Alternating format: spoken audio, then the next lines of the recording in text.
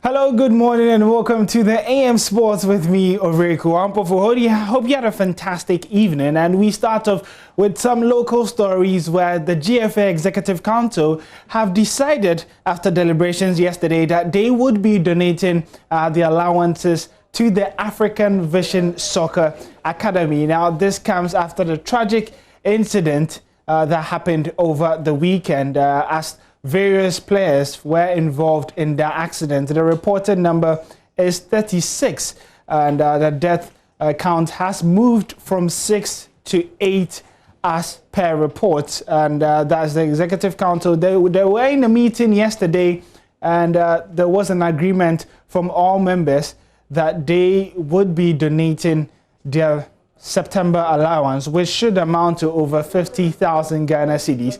And this money would be given to the victims' families to, compensate them for such a tragic incident that happened over the weekend.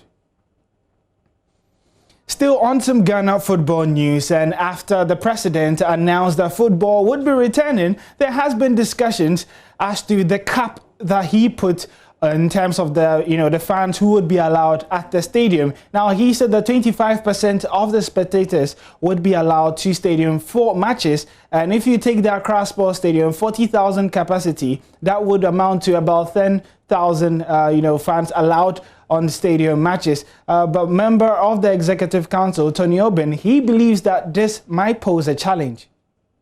On Sunday, the President Nana Akufo-Addo eased restrictions on contact sports after over 100 days of suspension, paving the way for the resumption of football. Executive Council member of the GFA, Tony Oben, described the ease of restrictions as a sigh of relief. It's really an exciting time.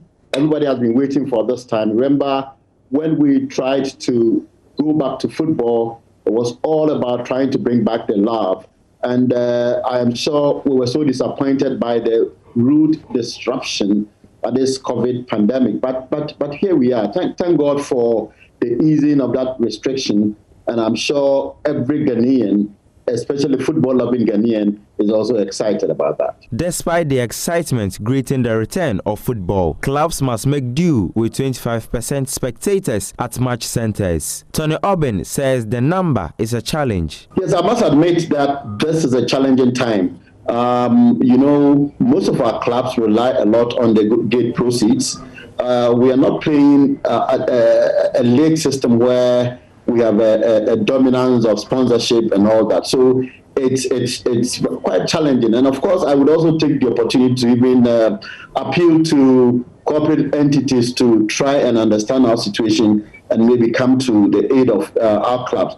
I am aware that the FA is leaving no stone unturned to sort of attract sponsorship. The FA president, Kurt, has been running around sleeplessly trying to uncover some sponsorship opportunities for the clubs. So I believe it's a new territory, and we need to work together. Given the passion that we have for football, I am confident that corporate world would come into football and to try and support it.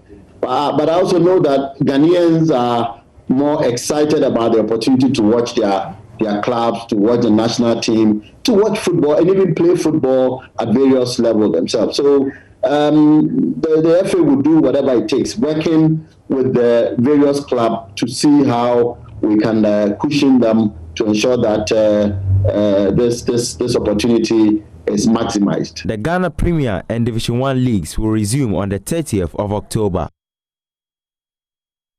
Ahead of the resumption of the League One giants, who will be expected to, fight for the title next season in the Ghana Premier League, is Asante Kotoko, and preparations start today in terms of getting ready for the new season, as they would be unveiling their management committee at the Sports Hotel Conference Room in Kumasi, and the members are Emmanuel Newton Dasoberi, Moses Entry Benefo, Eric Amwakuchum, Thomas Sefoji, Denta Amwanting, Ekuapokwa Kwating, Nilo Efori, and David Obenyako. And as you can see, Nana Yampunta at the top of the screen there. This was appointed by Osei Tutu and the board of directors. I'm told that at the meeting there would also be discussions as to the future for Asante Kotoko in terms of the signings for this season and sponsorships ahead of the new season as well.